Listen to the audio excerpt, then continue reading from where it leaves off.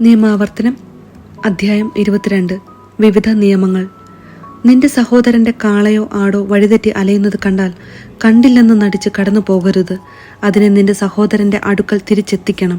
അവൻ സമീപസ്ഥനല്ലെങ്കിൽ അഥവാ നീ അവനെ അറിയുകയില്ലെങ്കിൽ അതിനെ വീട്ടിലേക്ക് കൊണ്ടുപോയി അവൻ അന്വേഷിച്ചു വരുന്നതുവരെ സൂക്ഷിക്കണം.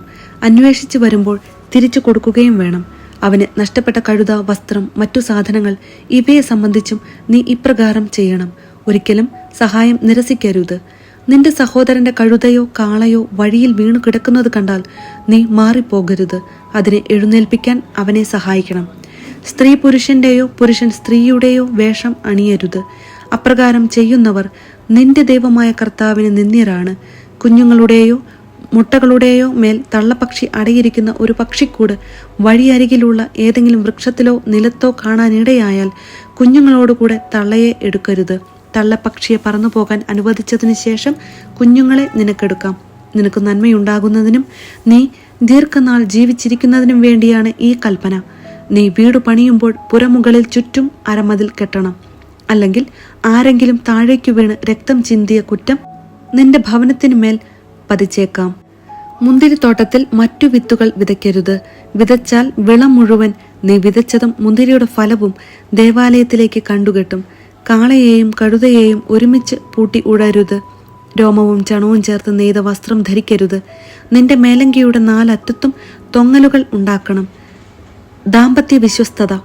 വിവാഹം ചെയ്തു ഭാര്യയെ പ്രാപിച്ചതിനു ശേഷം അവളെ വെറുക്കുകയും അവളിൽ ദുർനടത്തം ആരോപിക്കുകയും ഞാൻ ഈ സ്ത്രീയെ ഭാര്യയായി സ്വീകരിച്ചു, എന്നാൽ അവളെ ഞാൻ സമീപിച്ചപ്പോൾ അവൾ കന്യകയായിരുന്നില്ല എന്നു പറഞ്ഞ് അവൾക്ക് ദുഷ്കീർത്തി വരുത്തുകയും ചെയ്താൽ അവളുടെ പിതാവും മാതാവും അവളെ പട്ടണവാതിൽക്കൽ ശ്രേഷ്ഠന്മാരുടെ അടുത്ത് കൊണ്ടുചെന്ന് അവളുടെ കന്യകാത്വത്തിനുള്ള തെളിവ് കൊടുക്കണം. അവളുടെ പിതാവ് ഇപ്രകാരം പറയണം: ഞാൻ എൻ്റെ മകളെ ഇവന് ഭാര്യയായി നൽകി. അവൻ അവളെ വെറുക്കുകയും നിന്റെ മകൾ കന്യകയല്ലായിരുന്നു എന്ന് പറഞ്ഞ് അവളിൽ ദുർനടത്തം ആരോപിക്കുകയും ചെയ്യുന്നു. എന്നാൽ എൻ്റെ മകളുടെ കന്യാത്വത്തിനുള്ള തെളിവുകൾ ഇവയെല്ലാമാണ് എന്ന് പറഞ്ഞ് പട്ടണത്തിലെ ശ്രേഷ്ഠന്മാരുടെ മുൻപിൽ വസ്ത്രം വിരിച്ചു വയ്ക്കണം.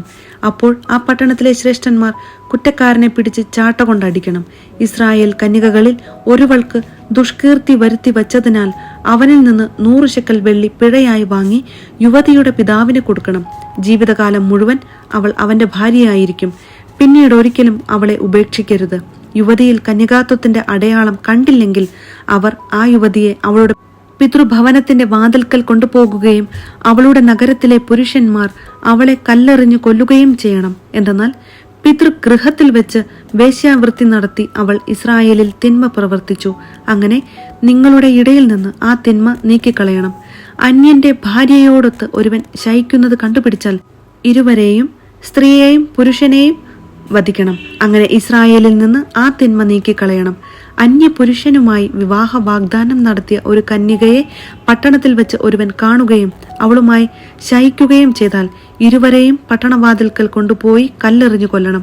പട്ടണത്തിലായിരുന്നിട്ടും സഹായത്തിനു വേണ്ടി നിലവിളിക്കാതിരുന്നതിനാൽ അവളും അവൻ തന്റെ അയൽക്കാരന്റെ ഭാര്യയെ മാനഭംഗപ്പെടുത്തിയതിനാൽ അവനും വധിക്കപ്പെടണം. അങ്ങനെ ആ തിന്മ നിങ്ങളുടെ ഇടയിൽ നിന്ന് നീക്കിക്കളയണം. എന്നാൽ ഒരുവൻ അന്യപുരുഷന് വിവാഹ വാഗ്ദാനം ചെയ്തിരിക്കുന്ന ഒരു യുവതിയെ വയലിൽ വെച്ച് കാണുകയും അവളെ ബലാത്സംഗം ചെയ്യുകയും ചെയ്താൽ അവളോട് കൂടെ ശയിച്ച പുരുഷൻ മാത്രം വധിക്കപ്പെടണം. യുവതിയെ നിങ്ങൾ ഒന്നും ചെയ്യരുത്. മരണശിക്ഷാർഹമായ ഒരു കുറ്റവും അവളിലില്ല. അയൽക്കാരനെ ആക്രമിച്ചു കൊല്ലുന്നതുപോലെയാണിത്. എന്തെന്നാൽ അവൾ വയലിൽ ആയിരിക്കുമ്പോഴാണ് അവൻ അവളെ കണ്ടത്. വിവാഹ വാഗ്ദാനം നടത്തിയ അവൾ സഹായത്തിനായി നിലവിളിച്ചെങ്കിലും അവളെ രക്ഷിക്കാൻ അവിടെ ആരുമില്ലായിരുന്നു. ഒരുവൻ വിവാഹ വാഗ്ദാനം നടത്തിയിട്ടില്ലാത്ത ഒരു കന്യകയെ കാണുകയും ബലം പ്രയോഗിച്ച് അവളോട് കൂടെ ശയിക്കുകയും അവർ കണ്ടുപിടിക്കപ്പെടുകയും ചെയ്താൽ അവൻ ആ യുവതിയുടെ പിതാവിന് 50 ശെക്കൽ വെള്ളി കൊടുക്കുകയും അവളെ ഭാര്യയായി സ്വീകരിക്കുകയും ചെയ്യണം. എന്തെന്നാൽ അവൻ അവളെ മാനഭംഗപ്പെടുത്തി. ഒരിക്കലും അവളെ ഉപേക്ഷിച്ചുകൂടാ. ആരും തന്റെ പിതാവിന്റെ ഭാര്യയെ പരിഗ്രഹിക്കരുത്. അവളെ അനാവരണം ചെയ്യുകയും അരുത്. നിയമാവർത്തനം അധ്യായം 23. സഭയിൽ പ്രവേശനമില്ലാത്തവർ. വൃഷണം ഉടയ്ക്കപ്പെട്ടവനോ ലിംഗം ഛേദിക്കപ്പെട്ടവനോ കർത്താവിന്റെ സഭയിൽ പ്രവേശിക്കരുത്. വേശ്യാപുത്രൻ കർത്താവിന്റെ സഭയിൽ പ്രവേശിക്കരുത്.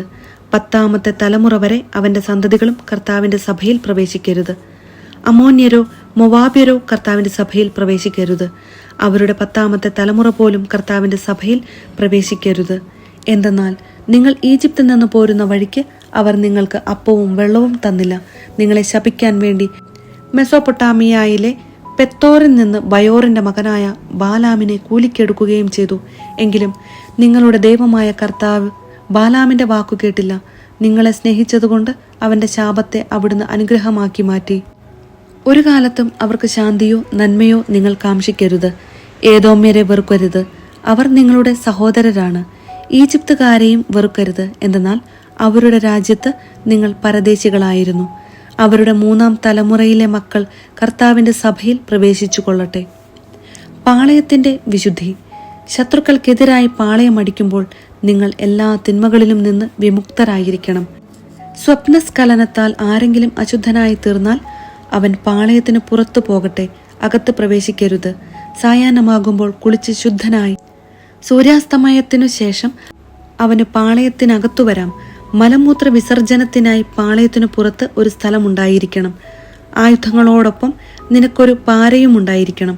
മലവിസർജനം ചെയ്യുമ്പോൾ കുഴിയുണ്ടാക്കി മലം മണ്ണിട്ടു മൂടാനാണ് അത്. നിന്നെ സംരക്ഷിക്കാനും നിന്റെ ശത്രുക്കളെ നിനക്ക് ഏൽപ്പിച്ചു തരാനും ആയി നിന്റെ ദൈവമായ കർത്താവ് പാളയത്തിലൂടെ സഞ്ചരിക്കുന്നുണ്ട്. ശുചിത്വമില്ലാത്ത എന്തെങ്കിലും നിങ്ങളുടെ ഇടയിൽ കണ്ട് അവിടുന്ന് നിന്നിൽ നിന്ന് അകന്നു പോകാതിരിക്കേണ്ടതിനായി പാളയം പരിശുദ്ധമായി സൂക്ഷിക്കണം. വിവിധ നിയമങ്ങൾ. ഒളിച്ചോടി വന്ന് നിന്റെ അടുക്കൽ അഭയം തേടുന്ന അടിമയെ യജമാനന് ഏൽപ്പിച്ചു കൊടുക്കരുത്. നിന്റെ ഏതെങ്കിലും ഒരു പട്ടണത്തിൽ ഇഷ്ടമുള്ളിടത്ത് നിന്നോടുകൂടെ അവൻ വസിച്ചുകൊള്ളട്ടെ. അവനെ പീഡിപ്പിക്കരുത്. ഇസ്രായേൽ സ്ത്രീകളിൽ ആരും ദേവദാസികളാവരുത്. ഇസ്രായേൽ പുരുഷന്മാരും ദേവന്മാരുടെ ആലയങ്ങളിൽ വേശ്യാവൃത്തിയിൽ ഏർപ്പെടരുത്. വേശ്യയുടെ വേതനമോ നായയുടെ കൂലിയോ നിന്റെ ദൈവമായ കർത്താവിന്റെ ആലയത്തിലേക്ക് നേർച്ചയായി കൊണ്ടുവരരുത്. ഇവ രണ്ടും അവിടത്തേക്ക് നിന്ദ്യമാണ്. നിന്റെ സഹോദരന് ഒന്നും പണമോ ഭക്ഷ്യസാധനങ്ങളോ മറ്റെന്തെങ്കിലുമോ പലിശയ്ക്ക് കൊടുക്കരുത്. വിദേശീയന് പലിശയ്ക്ക് കടം കൊടുക്കാം, എന്നാൽ നിന്റെ സഹോദരനിൽ നിന്ന് പലിശ വാങ്ങരുത്. നീ കൈവശമാക്കാൻ പോകുന്ന ദേശത്ത് നിന്റെ സകല പ്രവൃത്തികളിലും നിന്റെ ദൈവമായ കർത്താവ് നിന്നെ അനുഗ്രഹിക്കേണ്ടതിനാണിത്. നിന്റെ ദൈവമായ കർത്താവിന് നേരുന്ന നേർച്ചകൾ നിറവേറ്റാൻ വൈകരുത്. അവിടുന്ന് നിശ്ചയമായും അത് നിന്നോട് ആവശ്യപ്പെടും. നീ കുറ്റക്കാരനാവുകയും ചെയ്യും. എന്നാൽ നേർച്ച നേരാതിരുന്നാൽ പാപമാകുകയില്ല. വാക്കുപാലിക്കാൻ നീ ശ്രദ്ധിക്കണം. വാഗ്ദാനം ചെയ്തപ്പോൾ സ്വമേധയാ നിന്റെ ദൈവമായ കർത്താവിന് നേരുകയായിരുന്നു. അയൽക്കാരന്റെ മുന്തിരിത്തോട്ടത്തിലൂടെ കടന്നു പോകുമ്പോൾ നിനക്കിഷ്ടമുള്ളിടത്തോളം ഫലങ്ങൾ പറിച്ചു തിന്നുകൊള്ളുക. എന്നാൽ അവയിലൊന്നുപോലും പാത്രത്തിലാക്കരുത്. അയൽക്കാരന്റെ ഗോതമ്പ് വയലിലൂടെ കടന്നു പോകുമ്പോൾ കൈകൊണ്ട് കതിരുകൾ പറിച്ചെടുത്തു കൊള്ളുക. അരിവാൾ കൊണ്ട് കൊയ്തെടുക്കരുത്.